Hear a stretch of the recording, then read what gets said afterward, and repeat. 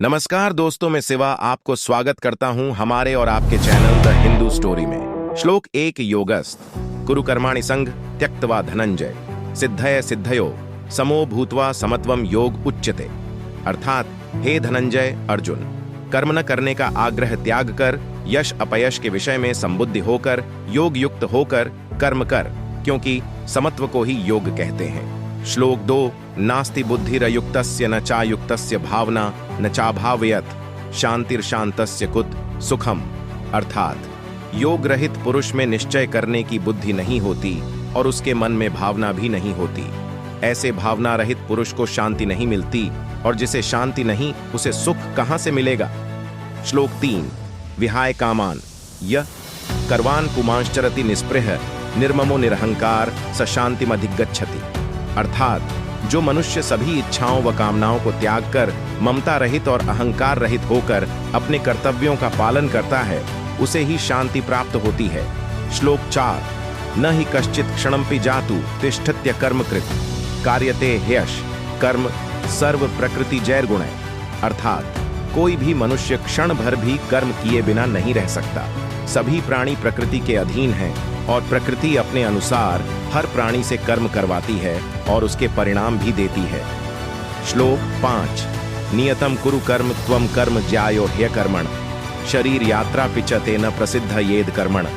अर्थात तू शास्त्रों में बताए गए अपने धर्म के अनुसार कर्म कर, क्योंकि कर्म न करने की अपेक्षा कर्म करना श्रेष्ठ है, तथा कर्म न करने से तेरा शरीर निर्वाह भी नहीं सिद्ध होगा। श्लोक 6 यद्यदाचरति श्रेष्ठ तत्त देवेत्रो जन अस्यत प्रमाणम कुरुते लोकस्तदनुवर्तते।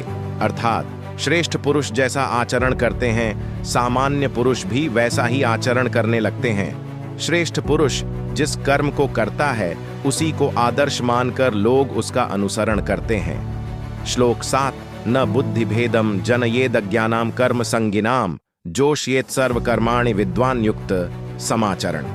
अर्थात ज्ञानी पुरुष को चाहिए कि कर्मों में आसक्ति वाले अज्ञानियों की बुद्धि में भ्रम अर्थात कर्मों में अश्रद्धा उत्पन्न न करे, किंतु स्वयं परमात्मा के स्वरूप में स्थित हुआ और सब कर्मों को अच्छी प्रकार करता हुआ उनसे भी वैसे ही करावे।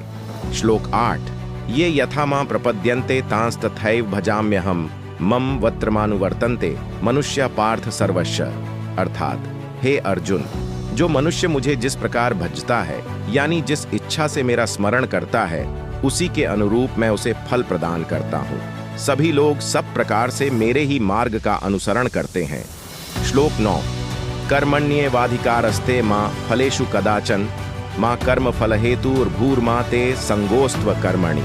अर्थात भगवान श्री कृष्ण अर्जुन से कहते हैं कि हे अर्जुन, कर्म करने में तेरा अधिकार है, उसके फलों के विषय में मत सोच, इसलिए तू कर्मों के फल का हेतु मत हो और कर्म न करने के विषय में भी तू आग्रह न कर।